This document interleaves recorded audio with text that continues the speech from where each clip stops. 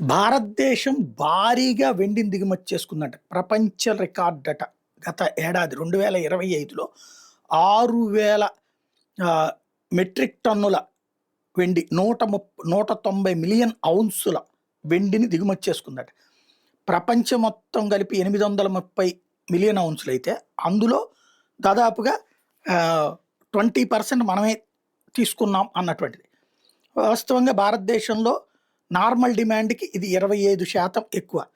ఏంటంటే భారతదేశంలో solar, electric vehicles, technological developments జరుగుతున్నాయి. ఇన్‌ఫ్రాస్ట్రక్చర్ అన్నటువంటిది ఈ మధ్యన విపరీతంగా పెరుగుతుంది. ఇది కంపెనీలు పెద్ద ఎత్తునొచ్చి ఇక్కడే తయారీలు చేస్తున్నాయి.